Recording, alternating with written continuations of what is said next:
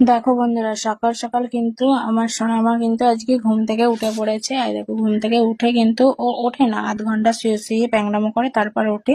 তার জন্য ও শুয়েছিল। আমি গিয়ে মাছ নিয়ে এসেছিল তোমাদের দাদাভাই, মাছটা ধুয়ে নিয়ে চলে আসলাম কলে জল থাকতে থাকতে।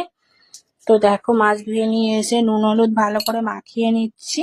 আজকে সারাদিন কি কাজকর্ম করছি না করছি সেইটুকু তোমাদের সামনে তুলে ধরবো। আমরা তো হাউস ওয়াইফ, আমরা বাইরে প্রতিদিন কোথাও যাই না ভিডিও করতে, কিন্তু আমাদের কাজ যেহেতু প্রত্যেকদিন ভিডিও আপলোড করা, তো প্রতিদিন তো ভিডিও আপলোড করতেই হবে। তাই জন্য ভাবি যে ঘরে যা কাজকর্ম করব সেগুলোই তোমাদের সাথে একটু শেয়ার করব।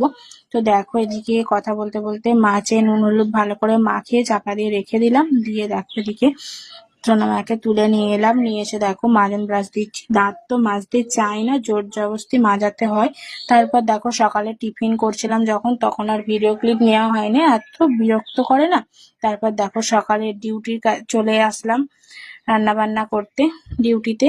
এদিকে দেখো, মাছগুলো ভাজতে বসিয়ে দিয়েছি। ভালো করে সবকটা মাছ ভালো করে ভেজে নিচ্ছি। আজকে বেশি কিছু রান্না করব না, খালি কচু আছে, কচু দিয়ে মাছ দিয়ে পাতলা করে একটু ঝোল বানাবো কালো জিরে ফোড়ন দিয়ে।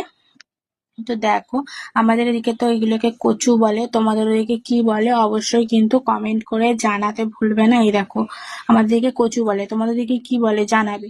তো বেশি তেল মশলা কিছুই দিইনি, পাতলা করে মাছের ঝোলটা বানাবো, ঠিক আছে।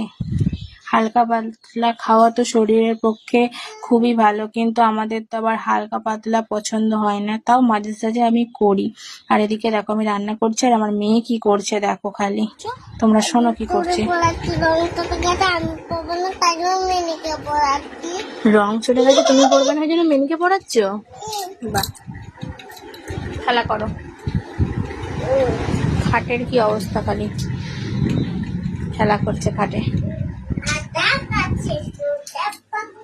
তারপরে দেখো, আমি চলে এসেছি আবার তরকারিটা দেখতে।